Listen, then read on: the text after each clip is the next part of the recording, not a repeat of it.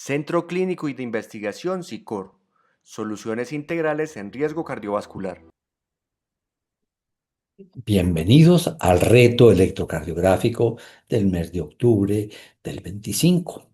Soy Carlos José Jaramillo, internista, cardiólogo, coordinador académico de SICOR.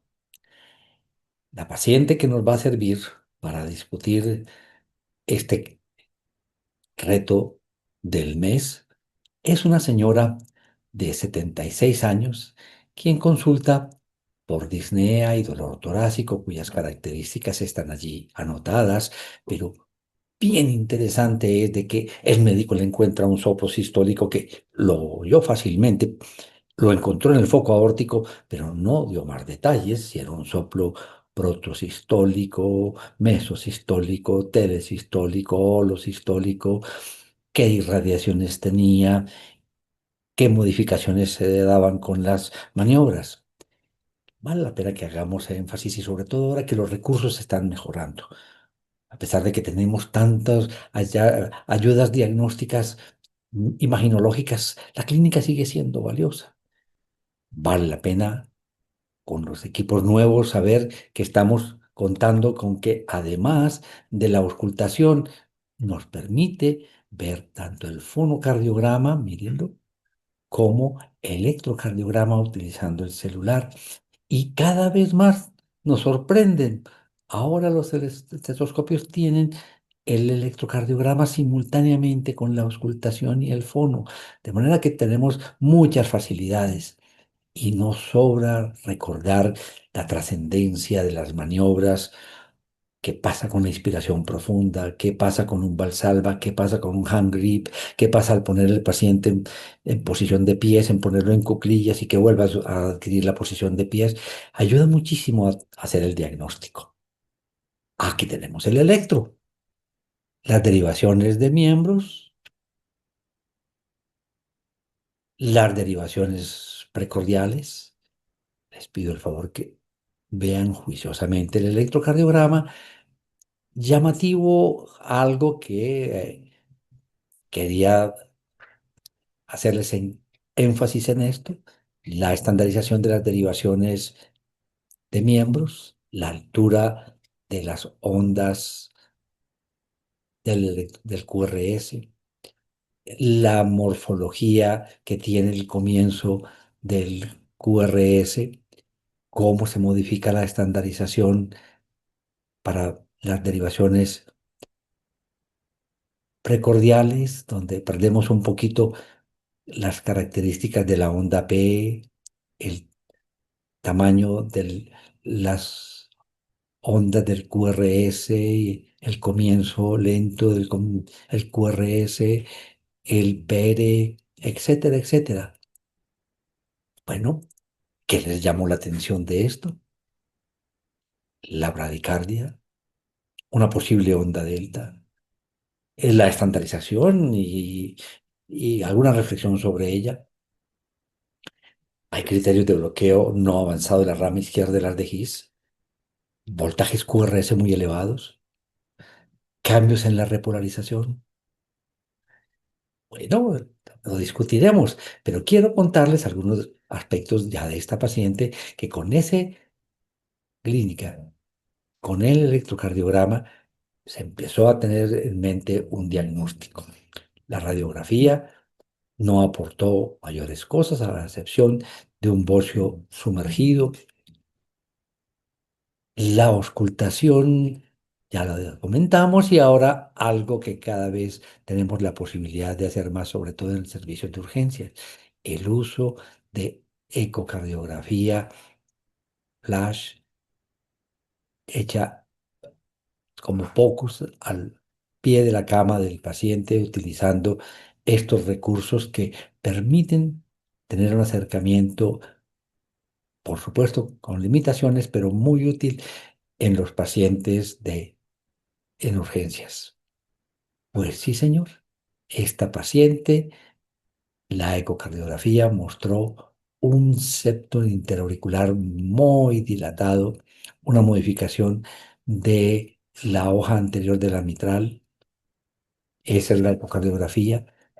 Su informe fue el de un ventrículo de tamaño normal, el izquierdo, espesor parietal con hipertrofia concéntrica, hipertrofia septal asimétrica con un septum anterior de 17 milímetros en promedio, la pared posterior entre 11 y 12 milímetros, al igual que la pared anterior, contractilidad miocárdica global y segmentaria normal con una fracción del 61%, con una aurícula izquierda severamente dilatada levemente la aurícula derecha, y la válvula mitral con valvas engrosadas, elongadas y laxas, lo cual favorece una insuficiencia mitral leve a moderada, exacerbada por un movimiento anterior sistólico de la válvula anterior, la cual se adosa al septum interventricular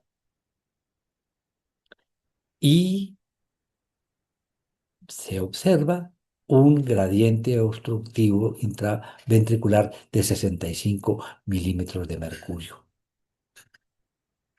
Ya vemos esto aquí representado, una hipertrofia del septo interauricular, un movimiento SAM de la hoja anterior de la mitral, un gradiente intraventricular de 65 y esa acción aquí del movimiento SAM por el flujo tan rápido que hace la sangre en el tracto de salida del ventrículo izquierdo, un fenómeno de Venturi que atrae la hoja anterior de la mitral. Pues lo que se sigue con estos pacientes es estudiarlos con una resonancia magnética, y aquí está su informe que recientemente me comentaron. Miocardiopatía hipertrófica de predominio septal en zona de mayor hipertrofia a nivel del segmento medio del septum anterior de 20 milímetros, fracción de eyección del 62%, ventrículo derecho tamaño normal con fracción conservada, insuficiencia mitral leve por SAM, aurícula izquierda severamente dilatada y realce tardío gadolinio no isquémico en mesocardio de predominio de segmentos apicales y pared lateral difuso del 9% de la masa miocárdica del ventrículo izquierdo. Bien, aquí la resonancia magnética de nuestro paciente.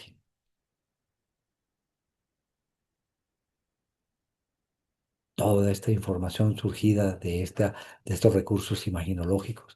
Miren ustedes, está muy bradicárdica por el uso de betabloqueadores, y quiero contarles cómo recientemente Eugene Bramwell en New England Journal hace esta revisión que puede serles de utilidad para que lo tengan ustedes en consideración, y que algunos de los hallazgos que vemos en el electrocardiograma son interesantes, y ven cómo, además de los aspectos relacionados con los signos de anormalidad auricular izquierda, se puede ver unos signos sugestivos de PD corto y una pseudo delta por algunas modificaciones de la despolarización cuando hay hipertrofia ventricular izquierda. Hay cosas muy características en el electrocardiograma de los pacientes con cardiopatía hipertrófica, especialmente cuando esto es en la región apical. Este patrón no lo van a olvidar. Estas T inmensamente profundas en B5, B6, B4, con D1 y ABL son características de una cardiomiopatía hipertrófica apical. Cuando el problema es más de tipo septal, encontramos los signos de hipertrofia ventricular izquierda, pero la presencia de ondas Q en D1 y ABL son muy, muy indicadoras del problema de la hipertrofia asimétrica. Esta paciente que recientemente tuve la oportunidad de ver en SICOR, con hallazgos exactamente como los de nuestra paciente, también una señora de edad, como ven ustedes, en D1, una onda Q profunda y de más de un milímetro de duración, igualmente en ABL. Esta es la oportunidad de mirar esta paciente que les acabo de mostrar. Miren el septum y miren cómo jala la hoja anterior de la mitral y se produce esta insuficiencia mitral moderada. Quería hacerles reflexionar cómo con inteligencia artificial estamos en este momento en capacidad de identificar la cardiopatía hipertrófica y a partir de un algoritmo, de un electrocardiograma donde podamos tener dudas de si hay o no detrás de él una cardiopatía hipertrófica, ese algoritmo nos puede ayudar a resolver esto. Esta publicación es muy reciente y en esta semana ese mismo grupo se nos viene ya con una aplicación para que podamos, de acuerdo a las características de la ecocardiografía, de la resonancia magnética, de las arritmias que podamos encontrar en estos pacientes, poder definir qué tipo de fenotipos tiene ese paciente y podamos también tomar decisiones de cómo proceder con nuestros pacientes. Son avances que nos hacen obtener de los electrocardiogramas una información cada vez más y más importante para poder tomar decisiones con nuestros pacientes. Hasta la próxima.